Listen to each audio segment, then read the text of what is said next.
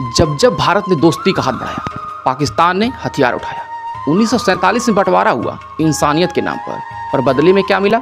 1948 का युद्ध, 1965 का युद्ध, 1971 का युद्ध और फिर 1999 का युद्ध। दोस्त, आज हम बात करेंगे कारगिल युद्ध 1999। 20 फरवरी 1999 में अटल बिहारी वाजपेयी शांति की यात्रा के लिए लाहौर गए थे। दोस्त, युद्ध शुरू करने के लिए नहीं, बल्कि युद्ध को रोकने के लिए। दोस्त, वाजपेयी जी का मानना था कि पड़ोसी देशों से बातचीत और विश्वास से मसले हल करना चाहिए।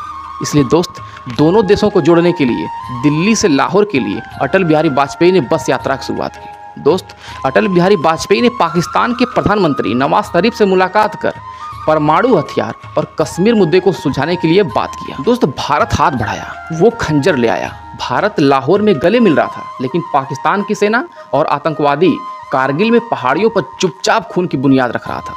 इस युद्ध में दोस्त, कैप्टन सहित 527 सैनिकों की मौत हो गई, क्योंकि युद्ध में भारत को बहुत देर हो चुकी थी। उत्तरी सीमा पर बर्फीली पहाड़ियों पर जंग छिड़ चुकी थी।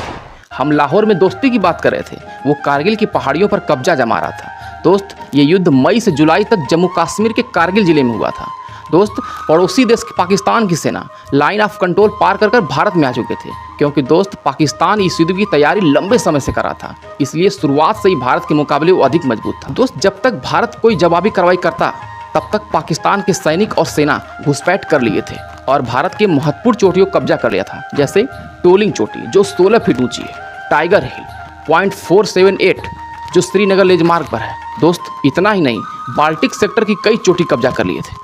दोस्त, फिर चला ऑपरेशन विजय, जब देश को पता चला कि दुश्मन हमारी जमीन पर बैठा है। दोस्त, 26 मई 1999 को भारतीय सेना ने मोर्चा संभाला, लेकिन दोस्त, इतना ही नहीं, सेना को बहुत कठिनाइयों का सामना करना पड़ा, क्योंकि चोटियां बहुत ऊंची थी और पाकिस्तान की सेना चोटी पर जाकर बैठ चुकी थी।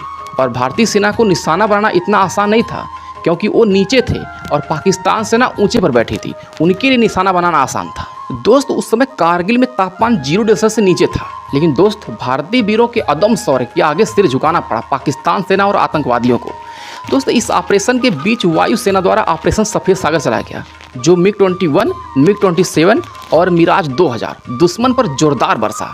दोस्त, ये था भारत का आसमान से दिया गया जवाब, तेज और सटीक।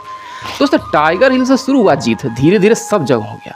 दोस्त, कैप्टन विक्रम बत्रा को 2 चोटी लक्ष्य दिया गया था जीत के लिए, लेकिन पॉइंट 540 जो 70 फीट ऊंची थी, वो जीत हासिल कर ली, लेकिन 4875 पॉइंट पर अधिकार करते करते वो शहीद हो गए। कैप्टन अनुज नायर और लेफ्टिनेंट मनोज कुमार पांडे समेत कई जवान इस युद्ध में शहीद हो गए। दोस्त, कैप्टन विक्रम बत्रा और कैप्टन अनुज नायर और लेफ्टिनेंट मनोज कुमार पांडे को मरणोपरांत परमवीर चक्र से सम्मानित किया गया। दोस्त, ये जीत हमें 14 जुलाई को ही मिल गई थी, लेकिन प्रधानमंत्री अटल बिहारी वाजपेयी द्वारा 26 जुलाई को घोषणा किया गया। इसलिए इस जीत को सेलिब्रेट करते हैं हम लोग 26 जुलाई को, जो कारगिल विजय दिवस मनाते हैं। दोस्त, कारगिल की जंग भारत ने जीता, लेकिन जीत 527 माताओं की गोद उड़ा कर आई थी। दोस्त, 527 चेहरे, 527 कहानियाँ और एक ही पैगाम, तिरंगा झुकेगा नहीं, चाहे हम मिट जाएंगे, क्योंकि कुछ जीत जश्न नहीं लाती, सिर्फ आंखें नम कर जाती हैं। नमस्कार।